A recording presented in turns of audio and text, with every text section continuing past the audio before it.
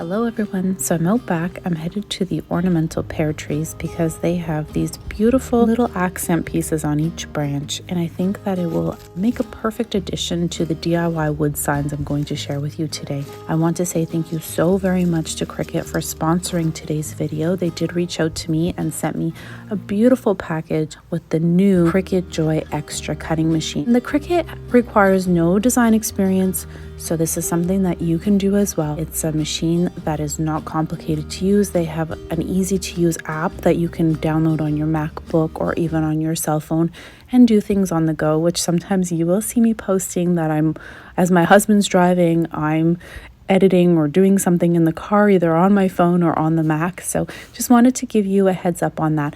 I am looking for some accent pieces here. So the fall colors, of course, are very prominent right now in my yard. I'm going to accent with a little bit of yellow in this arrangement, as you can see here. To make this wood welcome easel sign, I've actually gone to Home Depot and they cut up a couple pieces of wood for me, really thin planks. You don't need anything super heavy. And make sure that when you're staining it, you can stain it with wood stain, of course, liquid shoe polish, super easy to grab at the Dollar Tree on a budget, and you can just use it with the sponge or with a rag, massage it in. Now choose the grain that you prefer. See, this wood here on this side is very grainy, and then the other side was a bit less of a grain. I actually preferred one side of the wood versus the other, so just be mindful of that when you're choosing. And if you don't have stain at home, no problem. You can also use acrylic paints diluted with water. I do this quite often in my craft room. I mix colors, I get the right effect that I'm looking for, as you can see on just a cotton rag, and I smear it onto the wood and you can see the change here. I'm going to finish staining this giant piece of wood, and then also the borders. I want to make sure that it's all stained as well. And I have my little boss here who's always looking to play ball. And I just wanted to let you know that CRICUT has very high quality cutting materials.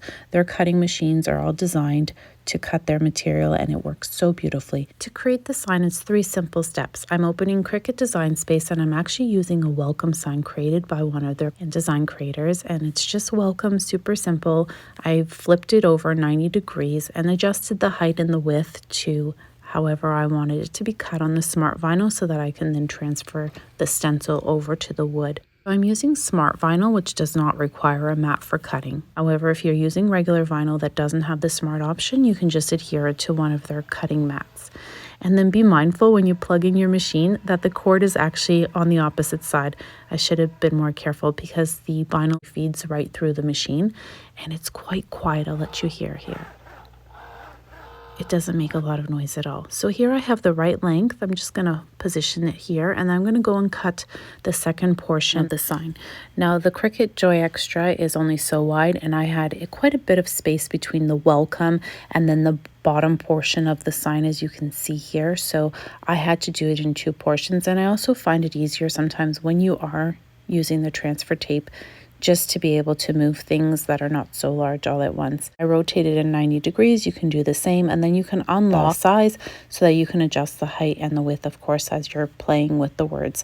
I also used CRICUT font here, so you can find the exact same ones, and I'll list them down below in the descriptions. One is called Annie Lou, and the other one is called BFC Athlete, which is the bottom text, and it's really quite simple and pretty.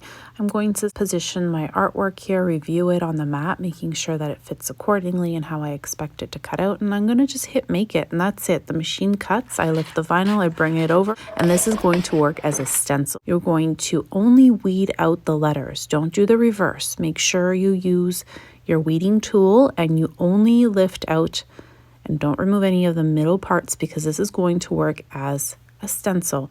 I'm using the CRICUT transfer tape. I'm going to adhere it across here on a 45-degree angle. I always find it works best when I pull the paper like this. Everyone has a different technique, right? And you just kind of slide it across, and then I'm going to use the CRICUT tool and I'm going to give it a good press. Even the middle parts here that are supposed to lift up, just make sure that they all are going to come up. Again, on a 45-degree angle, I'm going to place that on the piece of wood, making sure that it's in the right spot and how I like it before I pull away. And then I'm going to use my scraper and just lift the plastic transfer tape. You can kind of wiggle your way back and forth. I always find there's different ways sometimes that work best. So I just up, down motion, and it seemed to work perfectly. Again, pressing down everything, making sure there are no air pockets so that when you do use paint, nothing is going to seep through. Again, I'm using some white vinyl because I just ran out of black, and it's all removable vinyl here made by CRICUT. I'm going to apply this, and I ripped the CRICUT transfer tape. As you can see, some of it's missing here. But with a little patience, sometimes you can go back and fix things. So you'll see I'll just cut a little square of the CRICUT transfer tape, and then I'll go back and pick up any of the pieces that were left on the main piece. I'm just going to lift them up and bring them over. Unfortunately, I ripped it. I went a little bit too fast. So patience is key and taking your time. So here you go. You just press it down. There's always a solution with a little time. This is a little tip that I have for you, and it's quite important. You want to take Mod Podge and fill in all of the stencil. I'm using a matte Mod Podge here because the item is not shiny. So for me, I preferred it to be matte. And you let it dry before applying paint. Through this process, it will save you so much trouble with any of the seeping paint. It just prevents any of that from happening.